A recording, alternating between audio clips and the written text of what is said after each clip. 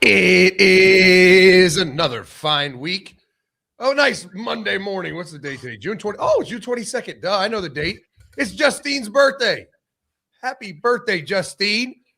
All super chat donations today will go to, you know what? They're going to go to lingerie for Justine. Oh, wow. Okay. And if it's enough money, I'll even post her in the lingerie. How about that? Make a little soft OnlyFans launch. That is Happy birthday.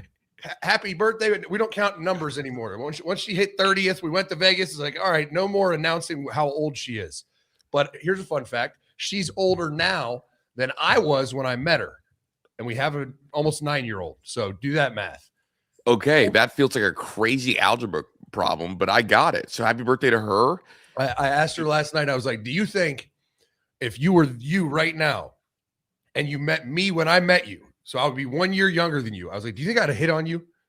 Like, would I still have tried with you? Or would you have been, I'm like, nah, she's too old. I need somebody younger. I mean, the answer, you would have tried.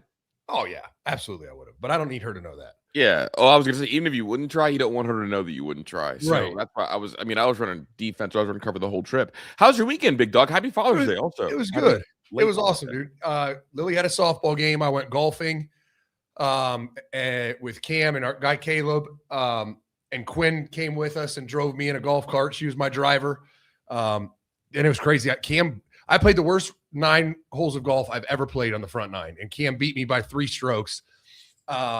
I mean, I'm talking terrible. There was one hole where every single shot was atrocious. Like, I mean, just like the drive, I duffed the drive, like hit my iron out of bounds, like every single shot. It was the worst hole I've ever played. But then I turned on the back 9. I had 4 pars. I think I shot a 43 on the back 9 and ended up beating him by 3 strokes. But it was hilarious because he's down by 2 going into 18, right? And he's like, no, you got the box. You go first. Like trying to like see what I was going to do, hoping I hit it out of bounds. And Caleb was like, hey, just fucking stomp on it. Just step it right now.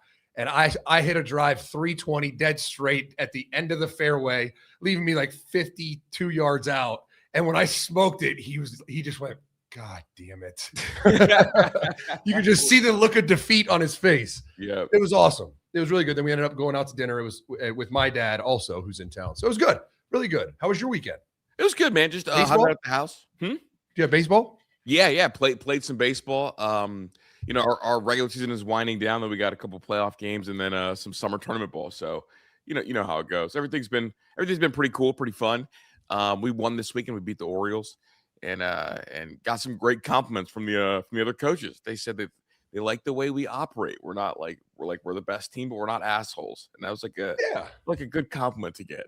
That's a great compliment to get. That's how you want to be. If you're the best, you want to have a little humility to you, right? Yeah. I had something I wanted to say about today. I don't remember.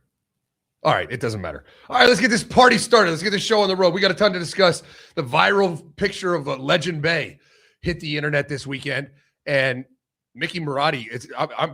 People are questioning: are they using PEDs? Maybe that's where we're making all our money on the peptides. Is Ohio State football, because Legend Bay looks like he put on 40 pounds and it's been 5 months. Like, it's just insane. So we got a ton to discuss about what's going on behind the scenes in Columbus and other places, plenty other college football. Smash that like button and give me a happy birthday, Justine, in the chat. We appreciate you. Let's get it going. Lukey, let them know what time it is, Bubba. I really want to start off by saying thank you for tuning in. Whether it's out of support, out of hate, out of interest, or out of entertainment, we appreciate you taking the time to see what this is all about. Here I am, a former college football coach that was in some historically monumental programs. I have no desire ever to get back into coaching. That gives me the greatest gift in the world, freedom to say anything.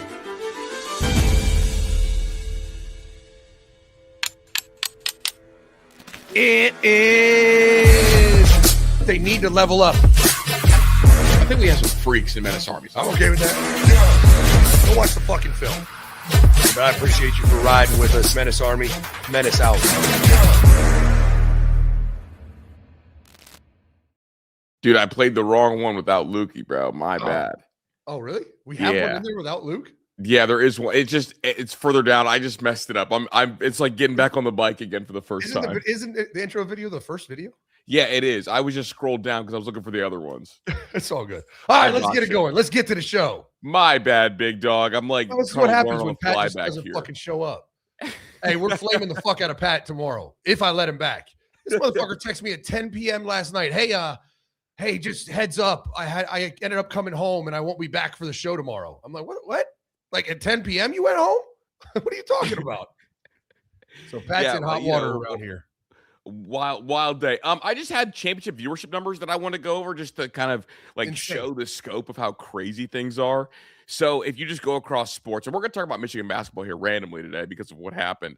But March Madness, the final, Michigan versus UConn was 18.3 million viewers. NBA Finals Game 5 was 24.5 million viewers.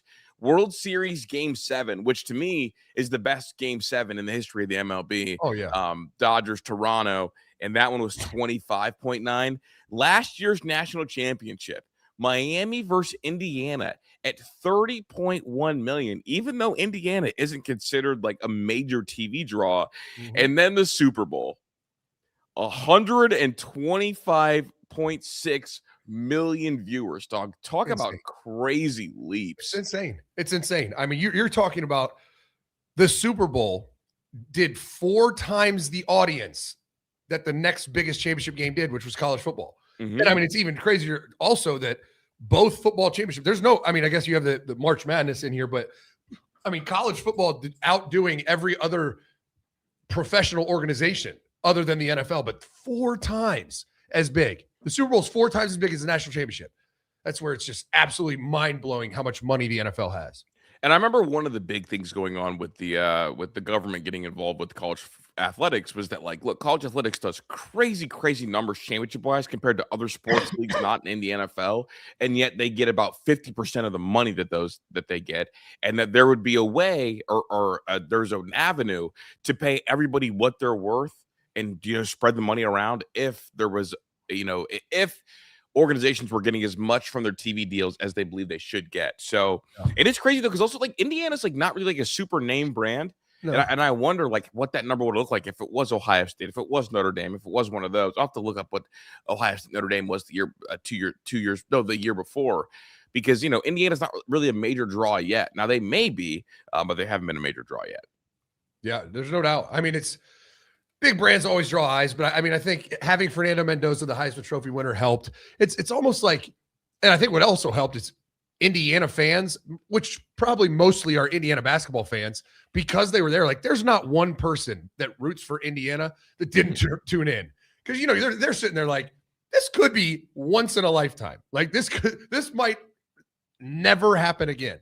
Right. But I'd be curious how big their overall athletics fan base is comparatively. And we'll never know like how big the Ohio State Notre Dame game could have been if they counted numbers the same, because the Ohio State Notre Dame game was 26.1 million viewers. But remember, Zach, I don't know if you remember me talking about it. They changed the way they count the viewers, because up until last football season, they had no efficient way of counting all the viewers via streaming or via smart television. Right. So it's kind of just guesstimates. Now that they have the new ratings, that's why you're seeing every single sport break records, because now they're including like alternate ratings. So it peaked at 26.1, and Michigan the year before was 25.1. But if you include like the new way the ratings do now, you're probably looking at 35 to 40 for both of those. Yeah, for sure. I mean, here's a fun fact for you that I just found out. The Indiana Hoosiers have the largest living alumni base in the country. Number one. 805,000 graduates worldwide. Holy shit. If that was on a trivia thing, dog, I don't think anybody would get that right. If someone sat down and asked me, what is the largest living alumni base, they wouldn't be top 5 on my list. No. Am I like missing the scope of how big Indiana is? I mean, it's just wild to me, because like Ohio State is one of the biggest schools in the country. It's they're obviously very good at a lot of sports. That's just wild. Yeah, like I would have guessed like comparatively. This is AI, so take it with a grain of salt. But like Miami is reported to have 3 million fans. That's what AI. They have a reported 2.99 million fans. But comparatively, Ohio State has 11.3 million fans. Wow. Okay. Quadruple the fan base. Yeah. So the Miami point, and Miami's not a big school. It's a really good school. It's a smaller school. So I think I would have never said this before looking this up, but I think Miami is the one that would hold it back more than Indiana. Yeah, Indiana, bro. Miami being the little brand and Indiana being the big brand is Right? dog. That's the exact propaganda I need. Oh my god, Indiana's alumni base is that huge. That is incredible. Yeah. Does the Big Ten have the biggest alumni bases in totality? Because I see Jordan in the chat is saying it switches between Indiana, Penn State, and Michigan from time to time. If those are the three largest like alumni bases, and you got to assume that Ohio State's at least top 6. Yeah, Ohio State, just the sheer number of students that Ohio State has, which is one of the biggest universities in the world. You would think. I mean, damn. I mean, it makes sense because like the way that Indiana like took over like the playoffs. Like think about the Indiana fans, dude. All right, so you ready for this? Yeah, Indiana's 1, 805,000. Penn State's 2, around 802,000. Michigan is 3, around 700,000. UCLA is 4, 670. Ohio State is 5, 600. Texas is so that's the first non-Big Ten school. It's at 600,000. Then here you go. Then Purdue at 7. Oh my god. Then A&M at 8. UC Berkeley. Cal Berkeley at 9, and then Michigan State at 10. Do we need to start looking at this when we evaluate jobs? I mean, yeah, I would. I mean, alumni base, right? Even like that just increases the number of donors, even if it's like $100 a year. The number of people who donate money, there's going to be more of them, right? Now, when you talk about like you always talk about Georgia Tech has more millionaires than any school, like that will matter for large gifts. But when it comes to just like how many active alumni that give back, the bigger the alumni base, probably the bigger that number is going to be. Yeah, like I'm like thinking about this, and I guess the money thing's the big thing, but the thing that I don't think even gets talked about was every Indiana playoff game was a fucking home game, wasn't it? Oh yeah, like you and I both commented on the crowd pops for all those games. Oh yeah, that's incredible. And like here we go, like if UCLA shows a little bit of a sign of life, don't you think that'll get their alumni base involved? Like all it took was Indiana showing a little sign of life. And then I'll never forget seeing alumni post the donations that they're sending to Indiana on Twitter right afterwards. Absolutely. In SIG we trust. Yeah. 2 seasons ago when they lost to Ohio State in the regular season and then ended up losing in the playoffs, but to Notre Dame, who was in the national championship game, didn't get blown out and did not get blown out. Both games played a tough game, and it was after that. It was like in SIG we trust. What can put them over the top? Because you think about it, all those alumni that just watched their team get curb stomped every week for years, their whole life, right? When they were students, they did. After they graduated, they did. Every year, every week, and all of a sudden they were pretty fucking good, and they all just. They got super motivated. Like that felt so fun. And here we go. Like expansion makes people feel like it's not a long shot to get in. And if they're not a long shot to get in, they'll give it a try. They'll give it a whirl. I don't know if you know this, Zach, but you know, UCLA has more billionaires than every other Big Ten school. They're rich out there. And it just takes one or two to get involved. All of a sudden this to be a situation. So I'm blown away by that number. And here we go. Like, I think that could be another reason why things can be swinging the Big Ten's way, just a sheer numbers thing. I mean, it's definitely a factor. Like it's impossible for us to sit here and predict like how big of a factor that is, but it is a factor. That's undeniable. What is it? What's the saying exactly? Fuck, I used to say it all the time. It doesn't mean nothing. Yeah, right. That's absolutely true. That's the one thing that I can guarantee is it doesn't mean nothing. Yeah, we got to start saying that more. We say that a lot, dude. Back when I was on radio, it doesn't mean nothing. Back when we were younger, back in our day, Chris. Yeah, dude. Back in the it's funny, and not that I don't want to talk about Pat too much today, but this does feel a little bit nostalgic. You know, right. Just you and I doing a show. You and I doing a show, especially like in the slow off season, bro. I'll never forget because we used to just do 45 minutes in the off seasons, and it was just like sometimes it was like slow winds, and I would like fucking bitch and complain about doing an hour and a half show. Now an hour and a half feels easy, even in the off season. Michigan fans are down bad today. Dusty May just won the Natty, is finalizing a deal to take the Dallas Mavericks head coaching job. He led Michigan to a national title in April. The allure of coaching Cooper Flagg as a linchpin piece helped draw him in. He led Michigan to a 64-13 record over 2 seasons. In his previous job, he was really good at FAU. I'll never forget, some Ohio State people were happy that we avoided him. I was not. Obviously, he would have been excellent. But he's moving on. So we're back to square one. And I guess I don't know really too much about the NCAA basketball like coaching world, but this feels like horrible timing. I mean, isn't he just basketball's Kurt Signetti?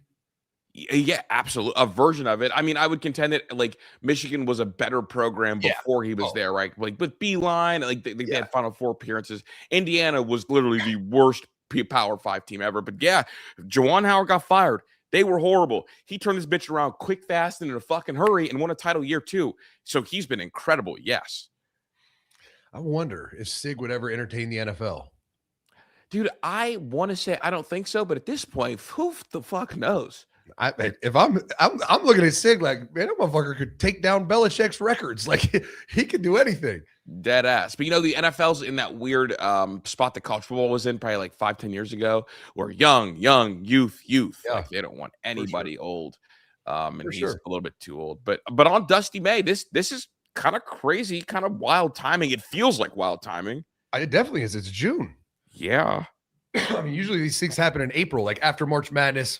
And I get the NBA season just ended, and that's why the NBA is that we talked about it when I was in college all the time. You get 2 cycles, right? It happens in college coaching, it happens in football, basketball, everything. When the college season ends, the majority of the college carousel occurs, right? Mm-hmm. It lasts a few weeks. Guys get fired, guys get hired, coaches are shuffling and moving around, and then it ends, right? Once all the jobs are filled and they fill their staffs, it's over. But then if you were looking to move and you didn't move, you had that like second bump coming at the end of the NFL season when firings happen there, and maybe a college coach jumps, and it's like all of a sudden, I'm a GA and I'm trying to get a receiver coach's job, and all of a sudden I can't find one, don't get one. The whole cycle goes around, I don't get one, and then all of a sudden I hear Cincinnati's receiver coach just went to the Bengals or went to the Browns, and it's like, oh shit, I could get in on the Cincinnati job now. So it's that second bump. Mm-hmm. But it's a wild time because who does Michigan turn to now? Says they're going to act quickly. I think the Illinois head coach is like top of their I guess chart, but I mean I don't know. Obviously, like it's weird. Michigan's going through they went through a football head coaching search that was kind of embarrassing for them at first, but they landed on Whittingham, which kind of worked out. But before that, it felt embarrassing them going through it. I mean, at least it's one of those things where we don't know. It might not have been. They might have had dialed in on Kyle Whittingham and just kind of. It played out behind the scenes perfectly fine, but how it was covered by their own beat and everyone else is what made it a circus, which it could have been also a circus behind the scenes. But it's just funny, like things we don't know, reality, we get told by fucking idiots. And so it's like, man, that looked like a shit show. And it probably was, or it might have been. Well, it's like message board. It's like message board culture, bro. Like, it's when Sam Webb, like, oh, I've heard, Kirby Smart is in the mix. Well, it was literally like for a month straight saying we're getting Kalen DeBoer. Oh yeah. Like, come on, y'all. Like, y'all got to get the fuck serious. Even after Kalen DeBoer signs the extension and they're like, this doesn't mean anything. It's like, dog, what? He said he's not interested in the job. Isn't it the best? Yeah. I love fucking morons like Scam. So that's what made it look like a shit show. I think because of how Michigan media is traditionally, like that kind of makes it embarrassing.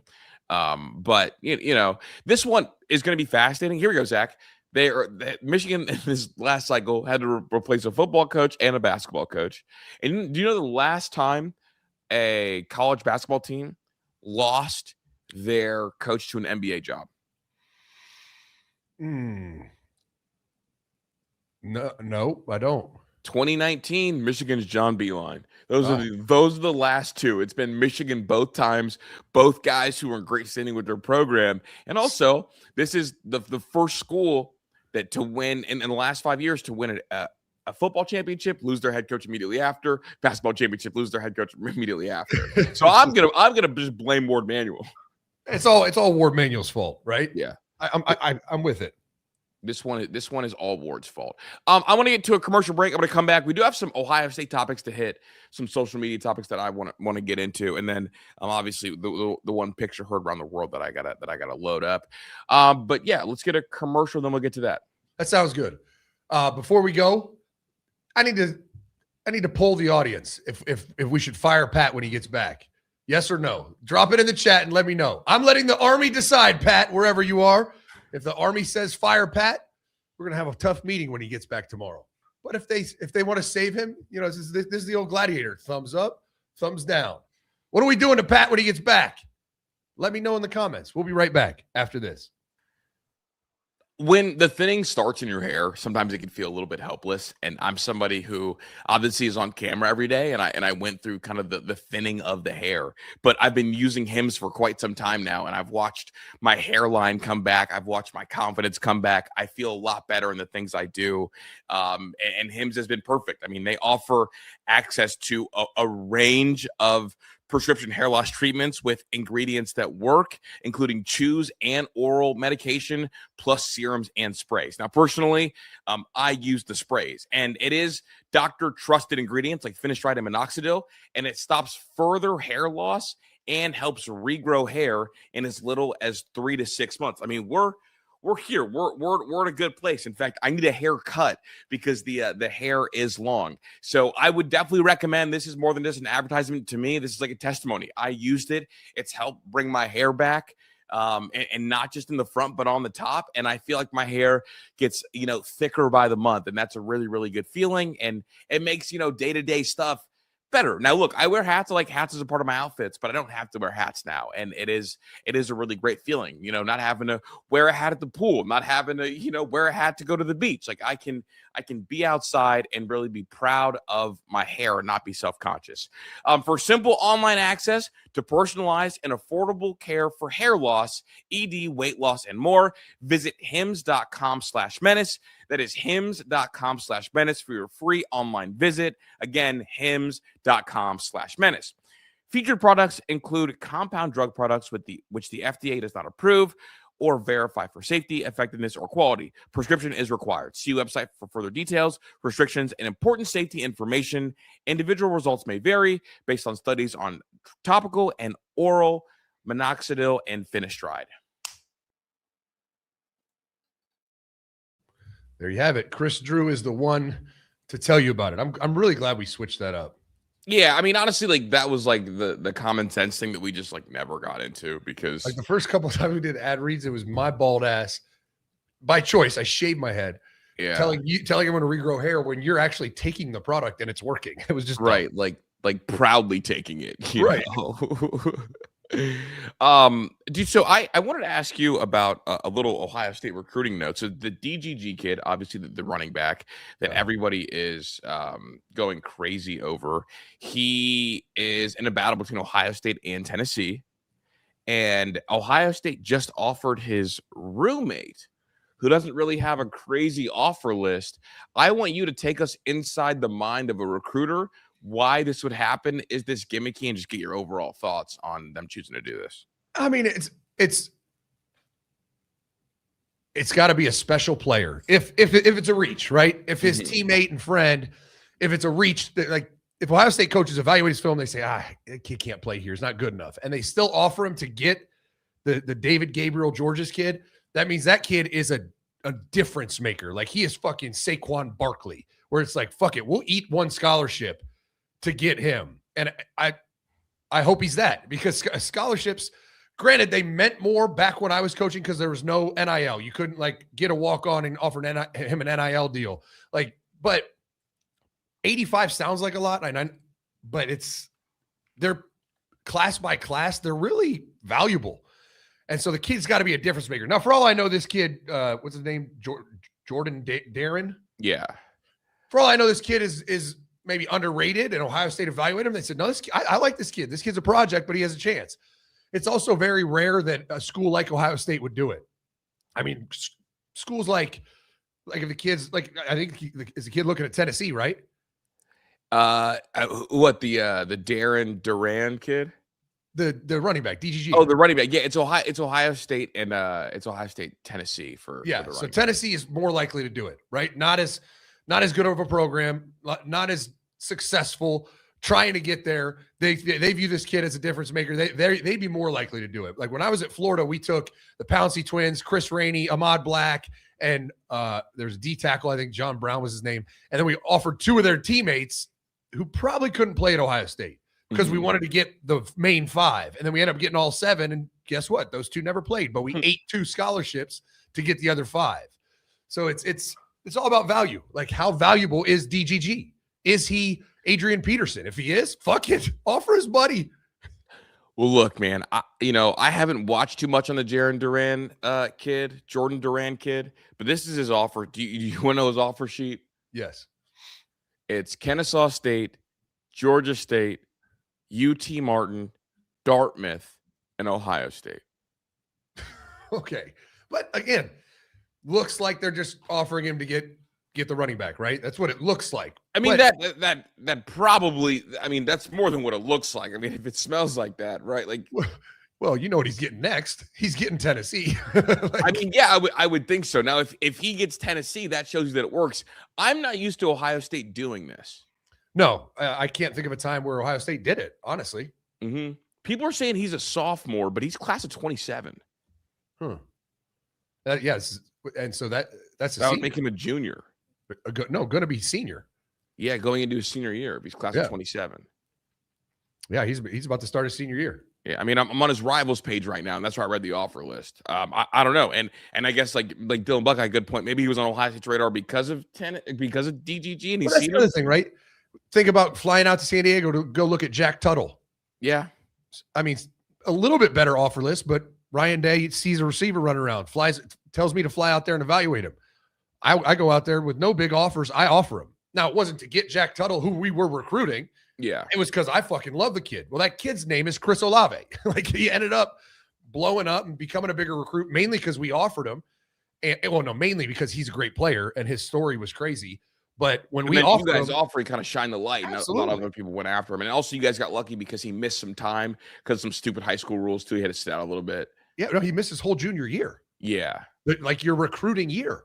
His family moved and they had some bullshit transfer rule, and he didn't play as a sophomore. So it's not like this great player transferred and that they had to punish him. Like, nobody knew who he was. And so he transferred, had to sit out his whole junior season. And I went that winter with no film to watch. I watched him play basketball, run routes. I was like, this kid's a fucking dude. What this tells me is if this is an offer for a package deal, this tells me that this DGG kid is fucking one of one. That's what I'm saying. Like, if this kid that they just offered isn't good enough, I can't wait to see this running back. He's going to be like Maurice Clarett as a freshman. He's got to be. Yeah, and it's funny because like by the time he gets in, Zach, I think it'll be Bo Jackson's junior year, and they will split carries. Obviously, they kind of tend to do that, and it'll set it up for him to play a ton as a freshman. And look, they're gonna pay him a lot, point blank. Whoever gets him is gonna pay him a lot. That's kind of how the current world works. And if he gets paid a lot, don't get it twisted. I think he could play a lot early because I mean, you would only do this again, like you said, if this was like fucking Saquon Barkley, Jahmyr Gibbs, Bijan Robinson, like that. That's kind of the names that have floated in here. And also, I'm curious. Obviously, like on the Ohio State side, they're not going to want it out there that they're only offering this kid to get the other kid because it's definitely a user thing. So I expect our entire beat to be like, oh no, we think this is an under the radar kid. Yeah, that we really want. But I also like kind of know how the world works. But maybe the kid can end up surprising me and being a really good player. My thing is, if you're on a team with DGG and a bunch of people have gone to see DGG and you still don't have like at least a lower P5 offer, right, I guess. Like, give me a Vanderbilt or Michigan State. That's what I'm saying, bro. Right? You know what I'm saying? It's like Rutgers doesn't want him. Yeah, like. But I hope that if Tennessee offers a kid, then it's like, oh fuck, it's working. It worked. Yeah, but it'd be even better is if Tennessee offers and nobody else does. Because you figure if you're Michigan State and there's this recruit, underrated kid. You get Ohio State, Tennessee, you're going to throw your hat in the ring, right? Like they might not take him at the end, but then we can get him. And if he was good enough for them, he's good enough for us. But if no one else offers, that just means they all watch the film. They're like, oh my God, they're just trying to get the running back. This kid's not good enough. Yeah, that's a fact. Also, like I'm kind of tired of losing recruiting battles to Tennessee in a vacuum.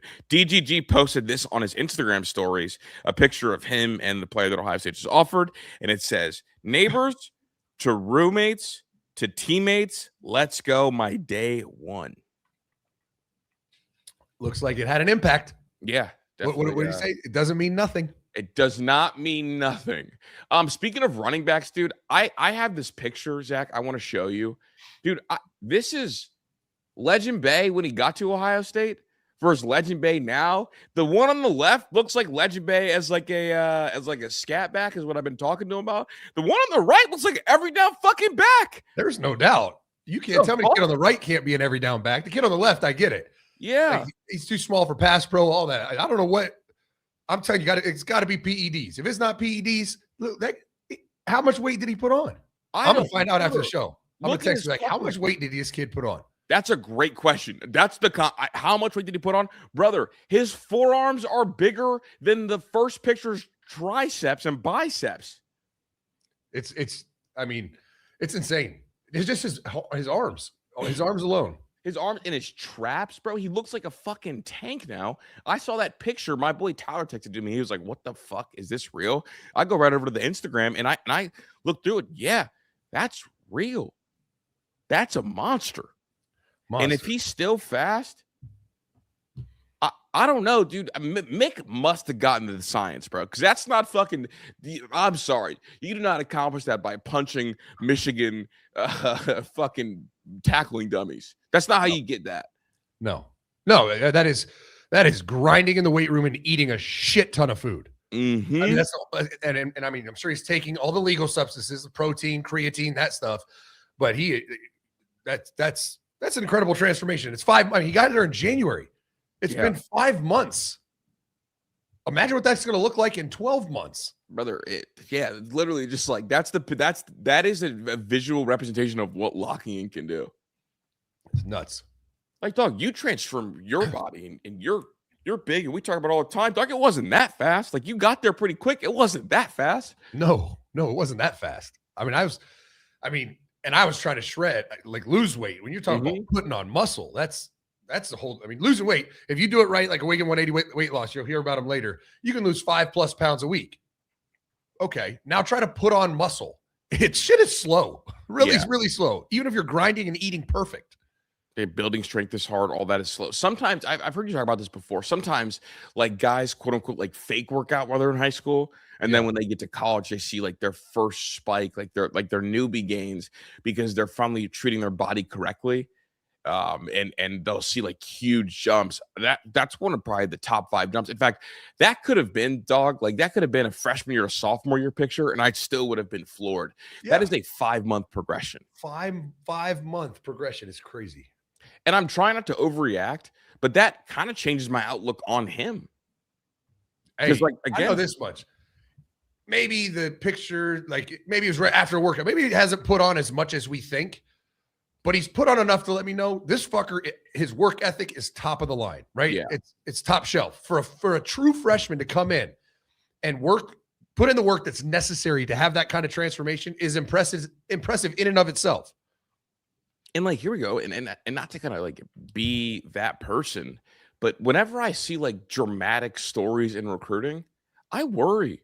And even though it didn't seem like it was his fault at all, you just worry about kind of the atmosphere, the environment. Like, is that kid going to work? Because a lot of times, Zach, you know this, the drama doesn't always equate to the hardest worker in the room. And for him, there was a lot of drama as a 17-year-old. And it makes you wonder who he's around, this, that, whatever. And then you worry, okay, how's his introduction to Ohio State going to be? Is it going to be like, damn, I wish I would have went to Tennessee. But this is a kid that, like, by all accounts, since he's gotten there, not only has worked really, really hard, kind of overworked to the point where he hurt his hamstring by not slowing down at all. I mean, this is someone who feels like, I mean, it seems like on the outside looking at it, it seems like he thinks he has an avenue to play right away. And is definitely preparing like he does. And so it's great for me to see. And I'm looking at Isaiah West and I'm like, I hope you took a leap, because after Bo Jackson, I'm not like behind Bo Jackson, there is a number of carries that are going to be available, and that kid wants them, and it's very clear. There's no doubt. Isaiah West didn't play as much as a freshman as Bo Jackson. I mean, mainly because of the finer details of the position, pass protection, like learning the plays, like, all the things that go with carrying the football and making plays. Everything else, Bo Jackson was better. And so Bo Jackson was the starter.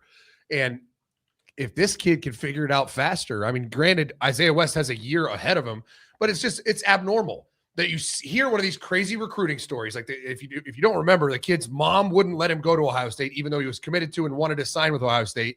It was like forcing him to sign with Tennessee. And then he was just not going to sign and wait until his 18th birthday where he could sign himself without his mom at Ohio State, which was after signing day. It was just a mess. And usually when you come from a situation like that, you get into a college program and you've been living in chaos. So you don't have the structure and discipline to put in the work to play right away. It looks like this kid does. 100%. And not that again, like any of it was his fault, but me at 17, dog, if me and my mom got into that kind of tiff about like me being a college athlete, and my mom would, my mom, she would never, ever do that. No. But dog, I would have went to Tennessee because I don't know if I would have been able to like hold it together as a 17-year-old, like with this huge divide between my mom and like learn like why she did what she did. Like I would have had a tough go. And if I was not at the school that my mom didn't support, it would have altered my focus a little bit, but not at all for this kid. No. Like not at all. So really impressive. It's been really cool to see him. And honestly, like great smile, explosive athlete. And here's where recruiting Chris is like itching to pop back outside. I want to say some silly shit like he's more explosive than Trayvon Henderson. I'm not going to yet, but I want to say it, I want to say it. You remember that first game? You wouldn't be wrong. You just might be early. Then fuck it. I'll say it. I expected to be more explosive than Trayvon Henderson at Ohio State. But you remember Trey's first game? Did he cut that screen? Oh, yeah. And flew through. And the way that they talk about this kid, that's what I envision. But I think that he might run less angry. Sometimes I think that like fucking Trayvon Henderson was trying to beat the fuck out of the ground with every step. And so it was like very like stabby. He didn't really have the smooth speed that like a Jahmyr Gibbs had. It'll be interesting to see. I mean, not only how explosive he actually is, because, people fall in love with players in the spring. We've talked about it 100 times during spring. Buckeye media and Buckeye lure fall in love with players in the spring, and then you don't see him in the fall. And it's like, guys, he's a freshman. Like, yes, he looked talented, but no one that knows anything ever thought that kid was going to play a lot as a freshman. So we could be getting duped by Buckeye beat, but I'm interested to see if he is what they're raving about. And then also, what are they going to do with him if he is? Mm-hmm. That's my biggest thing. Okay, let's say he is. What's the plan? What are they going to do with him? Honestly, dog, this is where you fucked up. I need you to do your job, Zach. When you were at the Woody, you should have had cut-ups of Curtis Samuel, Jalen Marshall, Paris Campbell, all the motherfuckers. And when Quinn Temple tapped you on the shoulder to go up there, you should have been like, all right, got him. You should have walked up in Ryan Day's fuck-ass computer, popped that disc in and watched it and said, I want to see this, and this out of Legend Bag. Oh, that's what I should have done. You didn't do your part. So if we don't see it, I'm blaming you. Because I'm holding hands with some people. I'm holding hands with Kate Carter. I want to jump off this bitch. I'm talking about the chosen one. All right, speaking of freshmen, I saw J.R. Rhodes put out a little graphic talking about the 5 freshmen who will see the most meaningful playing time in 2026. Here was his list. Chris Henry Jr., which I could see it. I expect him to play meaningful snaps. Absolutely. Brock Boyd, I could see it. I'm ready for him. I think he'll play meaningful snaps. I don't know if he'll play early meaningful snaps, but I think he will. The one that fascinated me on this list, Jay Timmons. Yeah. I think we have a logjam at corner. Yeah, I agree. But Jay Timmons is really good. I think he's maybe a year away out of the first group of 3. You kind of agree with me on that one? I mean, yeah. To me, Brock Boyd and Jay Timmons are two of the players that I was just talking about that just like killed it in the spring. Phenomenal. Yeah. Like the staff is like, wow, we got one here. Folklore. But not ready for the like big boy college football yet. Okay, that's fair. Legend Bay is one. I think Legend Bay is going to play a good amount. I don't know where, and maybe this is more hopeful, but I hope that also like somebody like Arthur Smith is like, oh my God, like this is like a mismatch nightmare. Like if we line him up in the backfield, no matter who's covering him, it's going to be a mismatch, right? Because you can't guard Legend Bay with a linebacker. That would be a disaster.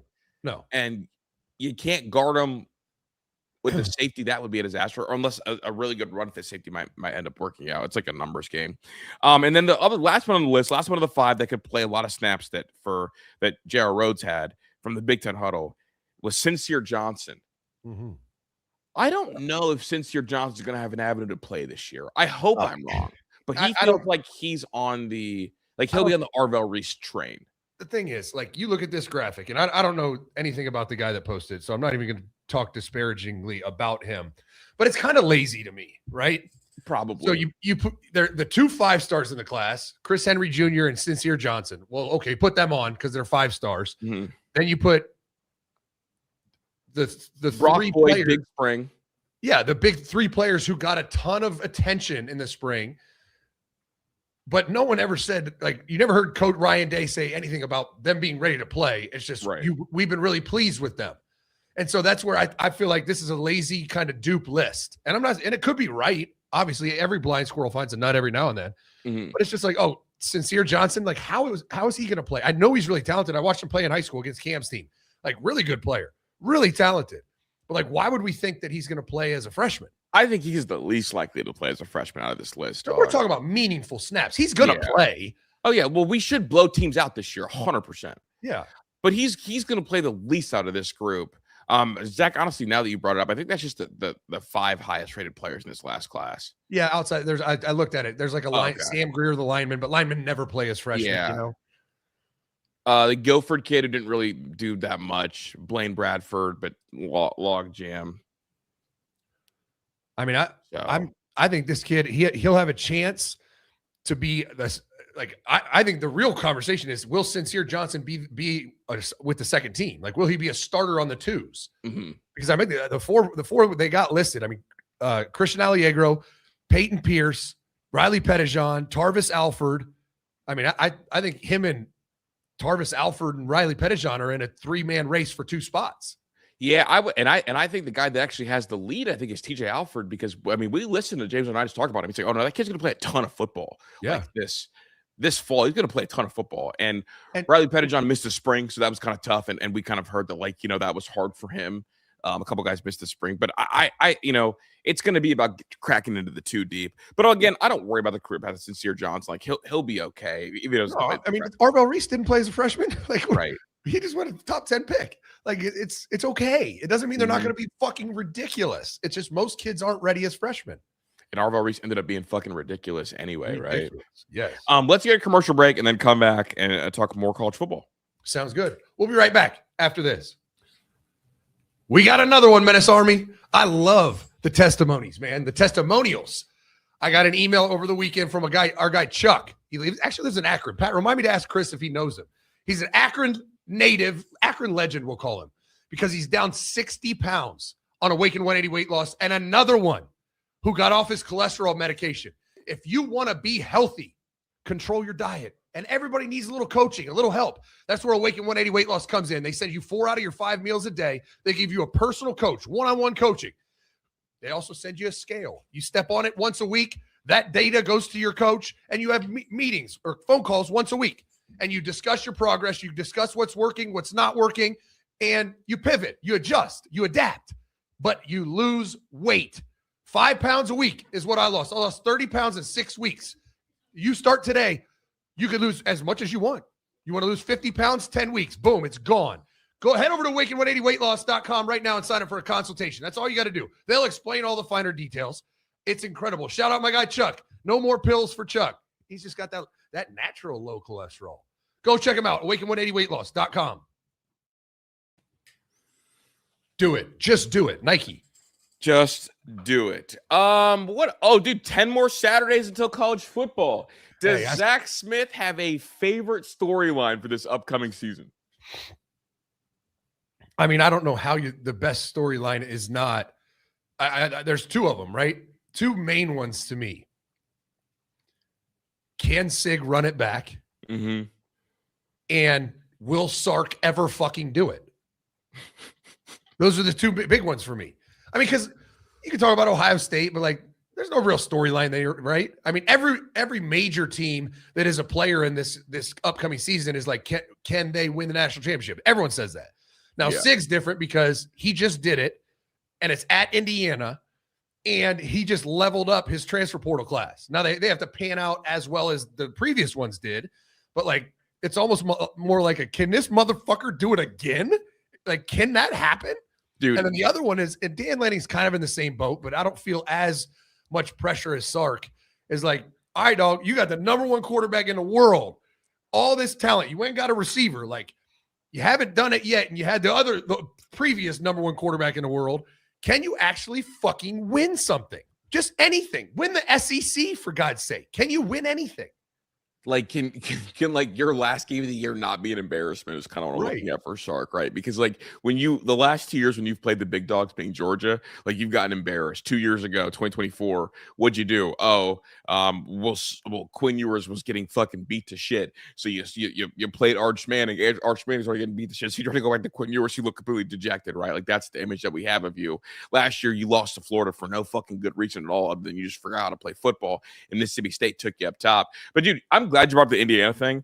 I feel like as college football fans, we've almost made it too normal that Indiana won a national championship. That shit is actually ridiculous. Zach, you know what I did this weekend? What? You know what I did it Saturday morning? I went on Kirkwood and Dunn. You know what that is? No. That is an Indiana podcast. Chris Drew in the year of 2026. An Indiana podcast. Went on an Indiana football podcast. Let's talk about things I never would have thought I heard. Yeah, like I get trying to grow the brand, Chris, and trying to promote all your shows and like our us, show. Yeah, us. Like an Indiana one, I'd be like, Chris, come on, dude, don't waste your time. Bingo, because you know me, dog. I go on a lot of Michigan stuff. I do a lot of SEC stuff. I go on a bunch of different shows. This was my first or second time going on an Indiana podcast, and I looked at them and said, "You guys know this isn't normal." Like in the year of 2026, like I'm an Ohio State fan. I can't talk down to you guys. All these other podcasts I do, I go over there, Zach, and I talk down to people. I go on a Penn State podcast, I talk down to them. Yeah, y'all got to keep working. If y'all get this right. I can't say that to them. And I told them, I was like, one of the most alarming things is that Indiana won a national championship, and people are acting like A, it's normal, or B, it's a fluke. And when you look at in the fashion they did it in, that's fucking dude. They destroyed Alabama on their way to national title. It's insane. That's a simulation. So for me, that's the number one story. What does the Cignetti encore look like? And I guess I want to ask you and the chat, do you think last year Cignetti had a target on his back? I know it's not going to be as big as this year, but do you think they had one at all last year? No. I think everyone in the world thought the previous year was a fluke. Like they knew TCU year, like TCU. Yeah, like everyone felt like they could tell Indiana was much improved, and they lost to the two eventual national championship participants 1 and 2, and they played them well, but they didn't beat anyone of substance really. And so you're like, everyone thought after 2024 that shit was a fluke. Like he can't do that shit again. Like those transfers came in and he just got lucky. Kind of Mel Tucker, Michigan Stated at us, right? And so everyone thought that was a fluke. So no one thinks it is now. When he ran it back with a different set of players and did the complete job, 16-0 national champs. Right now, nobody thinks it's a fluke. You can't think it's a fluke. And for me, I hope that Indiana's really good because I would like some signature classic Ohio State versus Indiana games when we get them, dog. And I know that ESPN, like what ESPN Classic, that was the name of the old channel. They used to play like the throwback, like whatever games. I know we don't really get that, but they do the Big Ten and 60. I would like to see a couple like 3 to 4 game wars where you look at it and think to yourself, damn, like we got to, like, here we go. Watching Nick Saban and Urban Meyer during like the heat of both of them was something that as a child, I'll never forget. I think I want that. And here we go. That first Ohio State Indiana game when we beat Sig, that wasn't really a classic. That was like a fun pedigree game. That's like, okay, you're having a good year. We're Ohio State. Here's the pedigree. That second game, I know we're on the wrong side of it. That second game was a classic. Like I know that like just like from the first hit from Caden Curry busting up Fernando Mendoza. And then that game going on the way it did. I know it felt frustrating at the time as an Ohio State fan, but that game was a fucking classic. And I don't think anybody played that Ohio State team or that Indiana team as tight as we did. For me, I'm hopeful for more and more classics. And these are two coaches whose quarterback philosophies differ in a big way. So stylistically, you're going to get really, really cool games. I think I'm looking forward to that game this year. And that's my storyline. Can Ryan Day get back on Signetti in fucking Indiana, which is never something that I should ever have to say. In Bloomington. Can Ryan Day get his get back in their house? Yeah. It's gonna be nuts. Big. Oh, go ahead. No, I just said it's gonna be fun to watch. It's gonna be really fun to watch. My other big storyline this year that I'm like fucking eyes glued to is how will Lane Kiffin handle the target? Because a lot like Sig didn't really have a target in Indiana before winning the national title. Lane Kiffin never had a target, and his antics were just like, okay, like, you know, you're Ole Miss, like the offense is fun, you're cool, but you can't win a big game. At LSU, the boosters are coming out and saying, no, Lane Kiffin, I don't want to hear this is going to take a while. We put 50, not 40, we put 50 M's in this roster. We want you to win right away, which is interesting, kind of hearing like that kind of leak out a little bit. Yeah. And so he's got an expensive roster. I don't know how Lane Kiffin, the culture coaches, because I don't know how the culture was at Ole Miss at all. But now we've got that with that roster with the target on its back. I'm really intrigued because it can either get really good or really bad for LSU in year There's one. no doubt. And that's probably the third biggest one. And then my sleeper storyline, and you're already on board with this, is the ACC being fun. Yeah, dude, so fun. The ACC quarterback kind of battles are going to be awesome. Dude, it's the Big 12, bro. It's Graham Harrell, Zach Robinson, Colt McCoy, Sam Bradford. Like, now, not that any of those guys are going to be that good, but, like, that's the fun experience. And also, how much defense is going to be played in the ACC this year? Because I keep looking at these draft boards. I don't see many corners. Right. Just saying. Oh. I'm very on board for that. I'm trying to think of what other ones. I mean, the Texas Tech one isn't even fun anymore. I'm just annoyed. Yeah. I'm not. To me, they're so irrelevant now. Yeah. Dude, I saw a video of Will Hammond throwing the football, and it just didn't look right. It looked like, yeah, this is fucked. You know, in football movies, when a quarterback throws a football, and like we've watched football so long, you're like, yeah, it just doesn't look right. Yeah, that's an actor. That's an actor. Yeah. It's like, that's not a quarterback. That's an actor playing a quarterback. Right. That's what it looks like when Will Hammond throws the football. So yeah, Texas Tech kind of is dead now. I mean, the whole Sorsby thing put a bad taste in everybody's mouth, I think, and the fact that he's not going to play for them, and they're down to a quarterback we don't know who the fuck he is. I think they're pretty dead. You know who's not in the headlines at all anymore? Who? And I miss him. Prime. Yeah, you're right. Ever since, like, even after Shador and Travis Hunter left, he was still in the limelight. But they were so bad that, like, no one talks about Deion Sanders anymore in Colorado. Nobody. Yeah, dude, that shit's dead. But you know what they do have? They have a game against Weber State early in the year. You know who plays for Weber State or Weber State? Who? Devin Brown. So we're gonna see Devin Brown versus Colorado early in the year. Devin Brown versus Prime. Yeah. And we know that they don't play any defense. So definitely looking forward to that one. I want to go back and just circle to the LSU thing. $50 million was not invested for patience is the headline right now. A couple columns coming out. Do you think this is LSU people putting this out about the number on the roster? And like, because Lane Kiffin every other day keeps coming out and saying, it's going to take time. It's going to take time. It's going to take time. And he's trying to pump the brakes before they even get going. He is, but is this LSU saying, no, brother, it doesn't get to fucking take time. You got to go quick. And this is where I think Sig also has like a crazy impact on things. I don't think Lane Kiffin gets the time that he thought he would get. I think he gets 3 years to make a playoff. If you get time, what the fuck's the $50 million for? Bingo. Like, what? You don't get time? They just gave you 50 M's. Yeah, like you got to go get it right now. And it leads me to my next question. Do you think he'll have the most success out of all year one head coaches? I mean, it depends on if you stacked their resumes, like if you laid them all out, probably he's going to have the best year of all of them. But when it comes to like meeting expectations, fuck no. I mean, they are expecting probably an SEC championship game appearance and definitely a playoff berth, and then definitely a little bit of a run in the playoffs at a bare minimum. Like, God forbid he goes 9-3, doesn't go to Atlanta, doesn't make the playoffs. That still might be the best resume of all year one first year coaches, but that is going to be a fucking epic failure in Baton Rouge. Dude, like, part of me, part of me thinks that Matt Campbell is going to make the playoffs before Lane Kiffin is. Ooh, I'm not going that far. And it's not because Matt, don't forget now, Chris. Matt Campbell coaches in the best conference in football.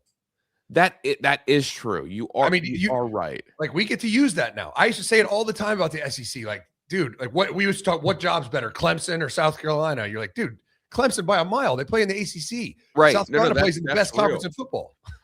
I guess my point on Campbell is that I think that their team is going to have a high floor and going to lose less games because their quarterback's not going to be like the reckless guy that loses the games. Mm-hmm. I think that like it's going to be just steady Freddy for them in the same way that like it was steady Freddy for Indiana when they made the playoffs year one. Now they've got to the playoffs and it's like, oh God, like here we go. If Matt Campbell and Lane Kiffin both make the playoffs, I'm picking the LSU team because they're better on the outside, they're better on defensive end, and I think their quarterback can take over a game. For Penn State, Rocco Becht is look, if you need 6 yards on 3rd and 6, he can get you 6. If you need 8 yards on 3rd and 6, he can get you 6. Like it's always going to get you 6.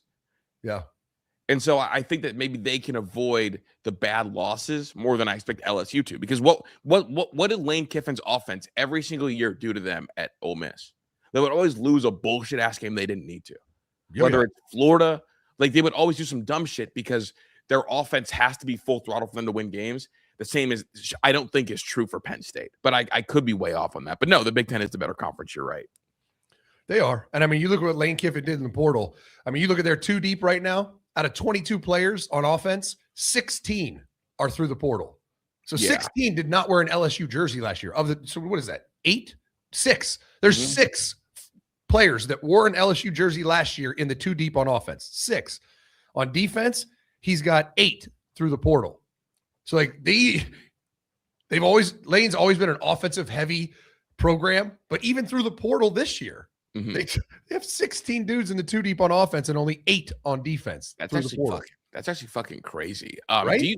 Do you worry about like Lane Kiffin, the culture coach, as he tries to like put together this roster? Because I think about it. I think you said this to me 2 years ago, and it really stuck with me. To like build through the portal every year, you have to be a coach that builds an incredible culture. You have to. Yeah. So when guys come in the door, you don't get guys quitting and folding when things don't work out early. Lane Kiffin has never struck me as that kind of coach. No, but you know what? I think there's one key piece to this whole thing on Lane Kiffin having success in year one, and that's Whit Weeks. Like Whit Weeks is that psychopath linebacker, right? If he can be the culture driver on defense to create kind of that psychotic, relentless defense, I think Lane has a chance because we know they're going to be good on offense. Sam Levitt's going to have a really good year. They brought in 16 transfers, and Lane Kiffin's always had a good offense. Always. Really good run game. It's kind of underrated. Lane Kiffin's one of the best run game guys in America. Yeah. It's unconventional comparatively to like Georgia or Ohio State, but they're going to be good on offense. If they can be good on defense, then he's got a chance of achieving this bar that I believe LSU set when they spent $50 million. Which is still insane. All right, we did all this. We didn't talk. I feel like whenever we talk about Lane Kiffin, we got to talk about Lincoln Riley. Will Lincoln Riley do it this year? See, Lincoln Riley is in a different category to me because I don't believe he can. I think Lane Kiffin might be able to. I think Dan Lanning might be able to. I don't think Lincoln Riley can. But, I mean, similar storyline, right? I mean, he's not in year one like Lane Kiffin. He's more on the Steve Sarkisian past, but also he's in L.A. Who gives a fuck about football in L.A.? Nobody. Dude, I think that's it, right? Like, you could just be asked because I guess here's where the USC job is so fascinating. And as college football fans, I think we call for Lane Kiffin's job, or not Lane Kiffin's. Lincoln Riley's job a lot. Yeah, dude, I do it too. Dog, I don't know of any USC fans that call for Lincoln Riley's job. They remember Todd Helton. They remember what it looked like before. Like nobody, not a single. I only have 3 friends total. I'm just kidding. 3 USC friends, and they all tell me, no, I mean, could it be better? Yeah, but none of us are calling for his job at all. Right. And I go back to kind of how these programs operate and fan bases. Like pressure comes from fan bases and alumni and boosters. And like, if you go to a bar in Austin, Texas right now at 1:00 in the afternoon, what are they talking about? sitting having a beer around the bar, the sports bar. They're talking about Arch Manning, Steve Sarkisian. You go to fucking pick a place, Baton Rouge. Yeah, that's a great. All they're talking about is Lane Kiffin. Go to Yogi's in Columbus. What is everyone talking about? Ryan Day, Jeremiah Smith. You go to a sports bar in L.A., they're talking about the fucking Shohei Ohtani, and they're talking about fucking Matt Stafford. Yeah. And if you brought up USC, they'd be like, what? Is Lincoln still the coach? Like, they don't give a fuck at all. That's actually really real. I hadn't thought about that. Just call Coach JB. We love Coach JB. Call him and talk college football. I mean, he'll banter with you for a minute, but then he'll be like, man, nobody gives a fuck about college football. Right. Like, he's a coach. No, that's real. And I think that like college football fans care about the expectation about USC more than USC fans do. Yeah, because USC's had, after Pete Carroll, they had a rough go. The roughest fucking go. Holy shit. So that was good. I'm glad we did that. Rod Farber said his aunt is a USC donor. Well, does she care about Lincoln Riley? Let me know. She probably likes Lincoln Riley. Riley, I mean, honestly, like to older women, probably like a real handsome fella. I remember the craze in Cleveland, dude. Like everybody thought Stefanski was so hot. Oh yeah. Like the middle-aged white women love Stefanski. That was the thing. There's no doubt. Yeah. Let's get a commercial break. Let's do it. One more segment after this, and then we get super chats. It's a happy birthday, Justine day. If you want to shout out Justine, it is her birthday today. And also, so like the video for Justine. It's her birthday. But also, Pat no call, no show, basically. Work today. So I need to know if he should get fired when he gets back tomorrow. So let us know in the super chat, or just comment yes or no. Should I fire Pat? Let me know in the chat. We'll be right back after this. You guys have been listening to me forever about it, and it's a biohack is what it is. I'm talking about peptides. And if you aren't sold on trying them yet, I don't know what else to tell you. They are incredible. From retatrutide for fat loss, BPC 157 for healing, CJC 1295 for human growth hormone, and the newest one I'm adding is NAD+. NAD+ literally turns the food you eat into cellular energy and repairs damaged DNA. NAD+ transfers electrons in the mitochondria, acting as a shuttle to power virtually all bodily functions. And it activates enzymes that fix genetic damage and protect cells against stress. It also signals cells. It is, I don't know what it's an energy peptide. I'm talking about you will be the highest level of energy you've ever had if you add NAD+ to your routine. Whatever you want to do, just ask AI. Say, here's what I want to do. What peptides are best for me? And we got them all at menacetofitness.co. Go over to menacetofitness.co and start your journey. It's truly unbelievable what it's done for my body, for Justine's body. It is incredible. And if you haven't checked it out yet, you will eventually. I'm just trying to encourage you to start now. It's never too late. We have the best products on the market at the least expensive prices. You can't beat it. Go to menacetofitness.co right now. There you go. Pick them up. I'm on Twitter right now and looking at like who replaced Dusty May stuff, because that's gonna be the thing that dominates the circuit today. Mm-hmm. And someone said that I guess Adam Finkenstein, whatever, however the fuck you say his name, said Billy Donovan. So that's Billy. Wasn't he at Florida when you were there? I thought, yeah, he was at Florida when I was there. I thought that was going to be the answer to your trivia question earlier. Billy Donovan left Florida to go to the NBA. He was the one before Beeline. Uh-huh. So that is crazy, dude. I hate credit. No, this has to be a fake account, right?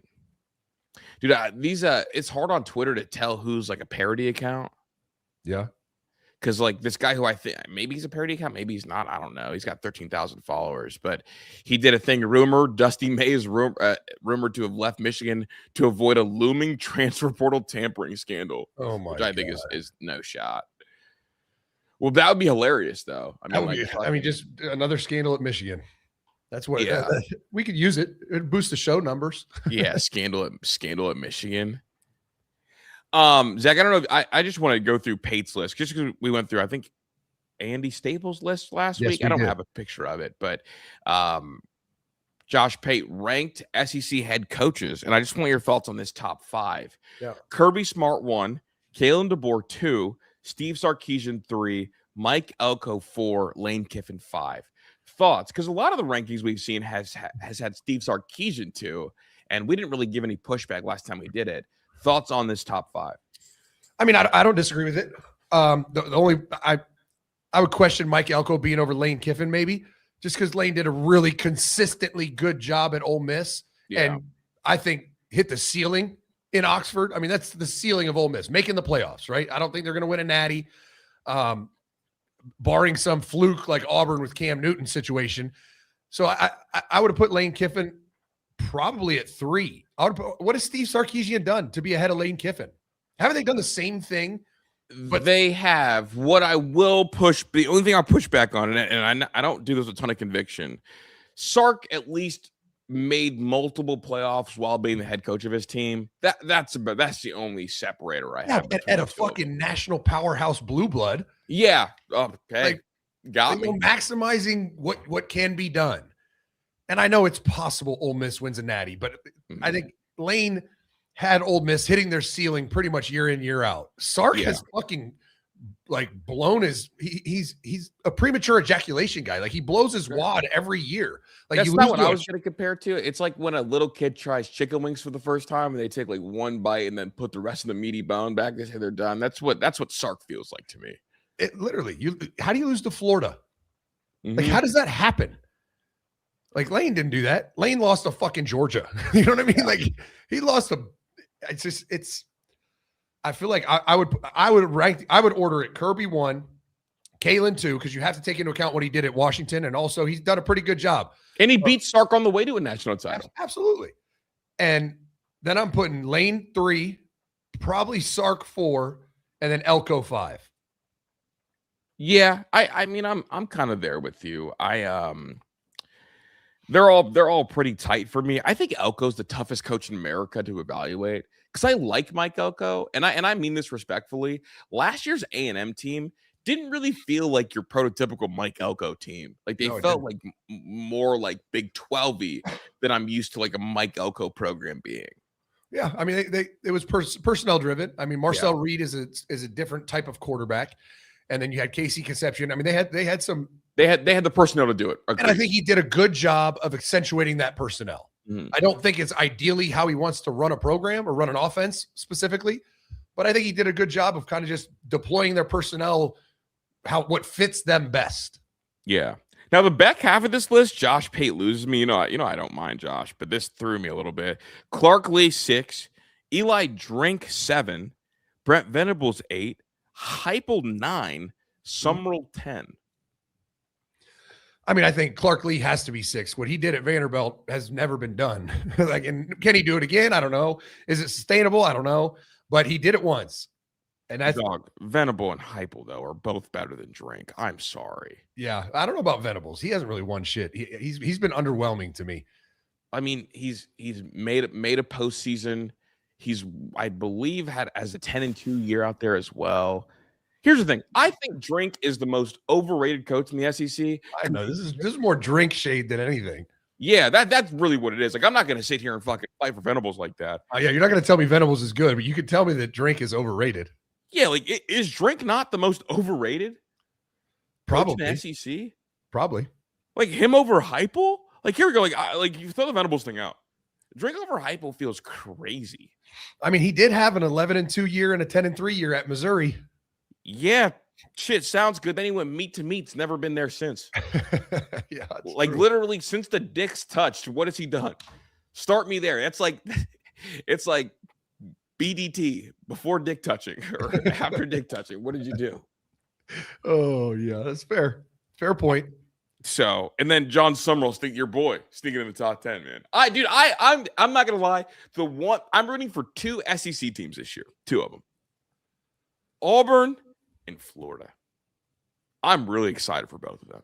Dude, I'm a Gator grad, so Florida grad here. So I'm obviously rooting for Florida, but I also really like John Summerall. Like, I love everything about what he's done in Gainesville. Just talking to, I know one coach really well there. It seems like it's getting done the way it needs to get done. Now, it might take a little time because you talk about Lane Kiffin needs a little time. Fuck, what's John Summerall need then? Because he walked into an absolute shit show. Yeah. Dude, and just real quick, dude, and this is where the meme of the black hand and the white hand shaking from the Predator. Yeah, and it's like they're locked. That's me and you, dude. because you like John Summerall, and Aaron Philo, the Philo kid, is a Chris Drew quarterback through and through. It's the reason he's only a 3. So if we get this bitch shaking, I'll get a fucking Florida jersey. Now, you guys know I hate the SEC, but I'll fucking rock out. In fact, my first, this might blow your mind. My first piece of non-Georgia Tech owned college football gear I ever owned was a Florida hoodie. I owned a Florida hoodie before I owned anything Ohio State. That's interesting. Mm-hmm. Is there a backstory as to why? Well, yeah, dude. So when my dad ghosted me at like 2 months old, my grandmother would send gifts every now and again, like his mom. And one of them was a Florida hoodie, and I thought it was so cool because I liked Urban Meyer and kind of like the speed thing. Yeah. And I wasn't allowed to have anything Ohio State in the house growing up because my mom went to Michigan. Yeah. So I was allowed to have Georgia Tech stuff. So I had like a lot of Georgia Tech stuff. And then the next thing I got was a Florida hoodie. So you know what story I don't know, which is crazy because we've been doing this show for years. How did you get turned on to Ohio State? Just growing up in Ohio? No, my uncle, who was my neighbor growing up, had a full Ohio State man cave, and he had a bucket of tickets. And it was like 300 or 400 tickets of like every like Ohio State sporting event he'd gone to. He saved the ticket. Yeah. And like I would like pull him out, and he would like do the autistic thing where he tells me the score, where it was at, like all kinds of shit. And down there, he would always be playing like old Ohio State games, and the wall was painted like an Ohio State helmet with a stripe down the middle. Yeah. It was like a bunch of bobbleheads. And his other children were bizarro, to say the least, and none of them liked sports, but I liked sports. Yeah.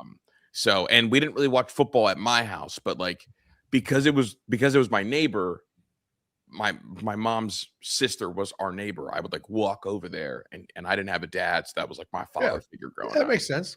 Yeah. So that's what put me on Ohio State, but I wasn't. The rule was. How'd your mom feel about that?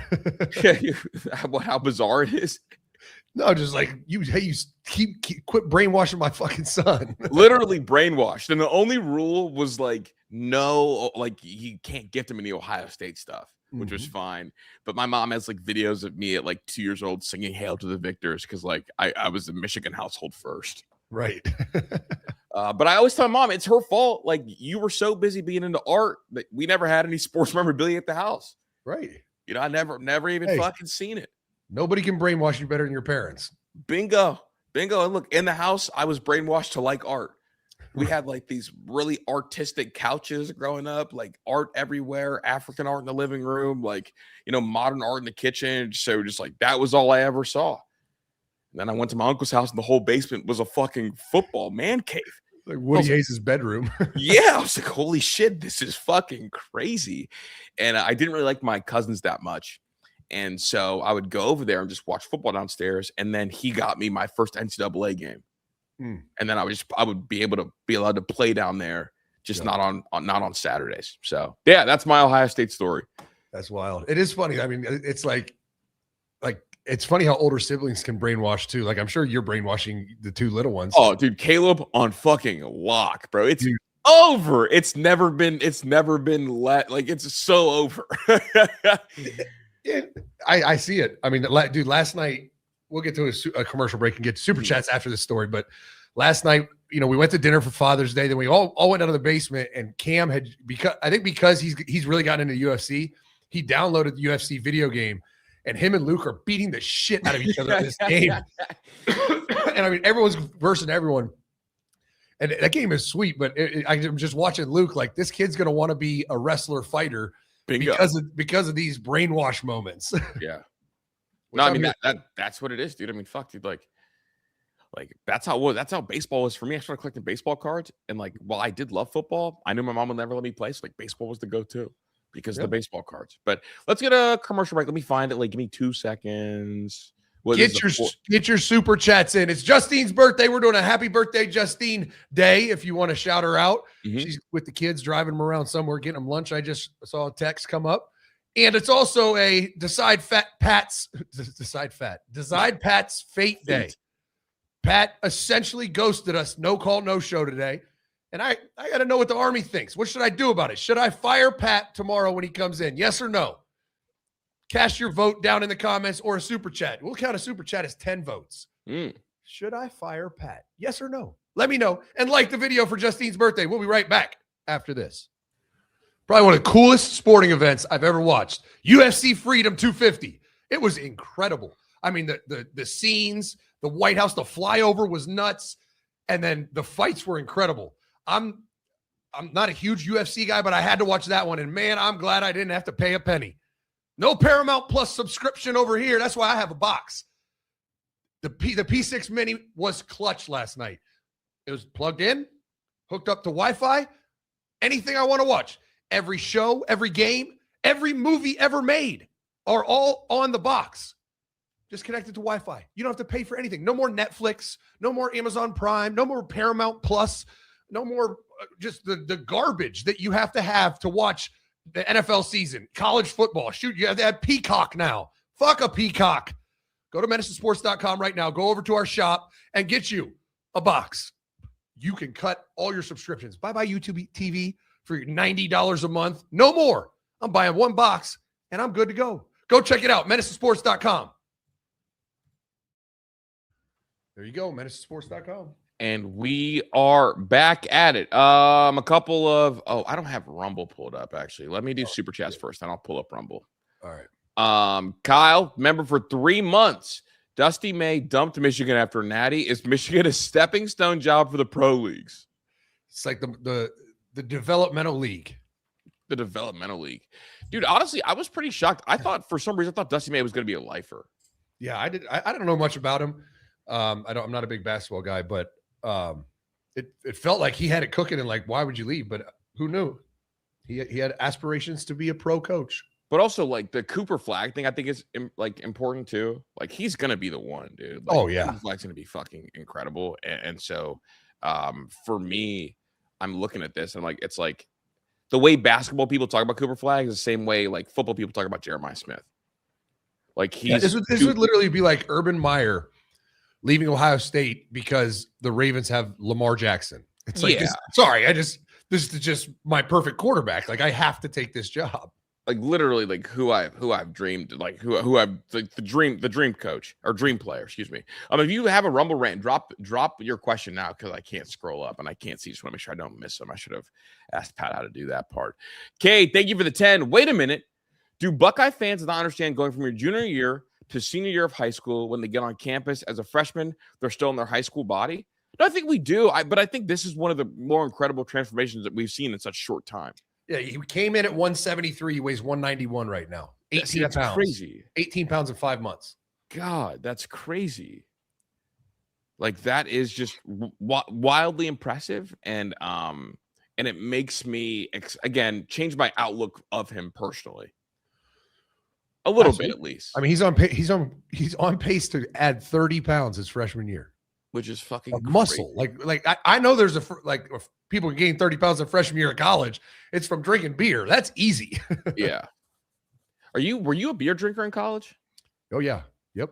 Dude, it never tasted right to me, bro. I could never get it to go down like water. We didn't have much else. We didn't have seltzers, but I was in college. It was like that's fair. You had smeared off ice. That shit was gross. Shit makes me sick, dude. That's why, honestly, bro, because I couldn't drink beer is why I was like, all right, I could either like endure like this whole big beverage of ass, or I could just take a shot and like rip some Coke afterwards and feel good. Yeah, they didn't have good shots either. It was like vodka. Oh, do you know what white people introduced me to that I had some more this weekend? And this was, white people on boat introduced me to this. Vodka Gatorade. Oh yeah. The Tom Herman special. Oh my God. It's like I was telling my boy Kai, I was like, dude, these white people be inventing all kinds of shit. I can't taste alcohol. Well, I'm gonna tell you what. Get you a White Claw and put a shot of Screwball in it. That'll change your life. Okay, look, I'm in. Look, this summer is my last summer in my 20s, so I'm doing all the white drinks. All the white people shit. This is I'm doing all the white people drinks, dude. But no, I had it, and my boy in Bleak said that sounds fucking horrible, and so he came over yesterday to record a comedy pod. I don't know if we could put it out; it was probably too problematic. But I poured him a drink. He was like, "What the fuck is this?" And I was telling him, like, in the black community, bro, it's like you almost gotta taste your alcohol. Like Hennessy, like you can't fucking hide Hennessy. Like I don't care. No. Like Crown Apple, you can't really hide it. I mean, you could. I guess you can't really hide it that well. It's just really sweet. The black drinks, they make you really fucking taste them. The white drinks, they're like no alcohol, just fucking vibes. And I get it. I get it, y'all. Because you know what the saying is, white boy wasted. we never had black guy wasted because we had to taste our alcohol.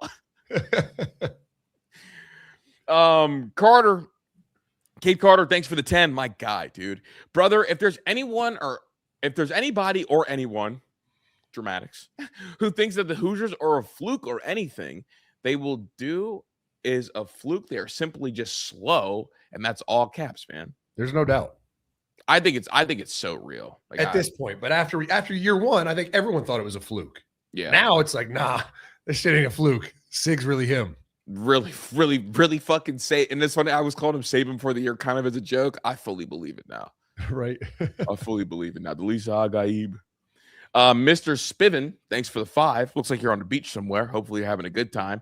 Absolutely fire, Pat. Damn, 10 votes from the top rope.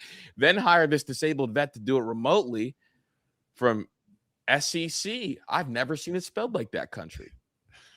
All right, there's 10 votes already logged. Yeah. Put your vote in. Should I fire Pat tomorrow? Yes or no? Yes or no? My guy, Ben Vargo, thanks for the 5. Chris's baseball game is fun. Everybody should be playing it. Chris developed a baseball game. Like, dude, is it a game?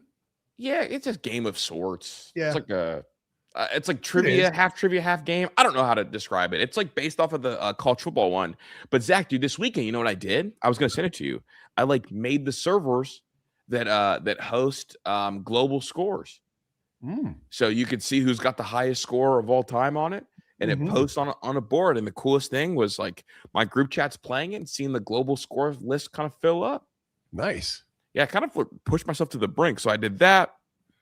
And also like built in like login, so everything's hosted on a cloud. Now, if the game gets too big, I just have to shut it down because like I'm not paying for server space. I'm on the free plan.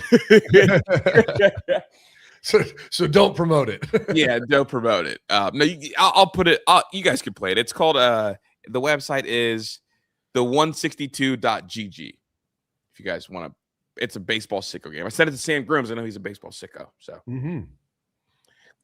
Cade Carter, thanks for the 5. Don't fire Pat. Just make him apologize and do another chip challenge with him. That's the other thing we might do tomorrow when he's back is like for Pat to keep his job, what should the punishment be? Oh, yeah. What's the punishment? This is actually like a unique corporate structure. No write-ups here. No. We let the Army decide. Yeah, the Army decides. It's like in the old Coliseum days, like like kill, and then boom. Yeah. Like I'm gonna make the decision, but I want the Army to tell me. Open Mike in 7. Thanks for the 5. Menace and Patrick should mutually part ways like Sorsby and Texas Tech. Damn, I thought Patrick would have more supporters in this. I'm not gonna even lie. We got 20 votes. Dude, it's the fucking tournament that got him. That really did him in, bro. That brings his Q score down. No, it's other things too. Yeah, I mean, that's what I was, he's a glue guy, but the glue's got to be in the bottle for it to be glued, Yeah, if you don't have glue, then the glue guy's worthless. Yeah, it's like, hey, glue that. Nope, don't have any glue today, guys. Sorry. Right. Ben Hartman, thanks for the 5. Go Nats. My dad only brainwashed me to be a Patriots fan. My other fandoms came from me just discovering them. There you go. I feel that. It's funny, dude. My mom... Like my mom didn't pick a single one of my sports teams. Not one.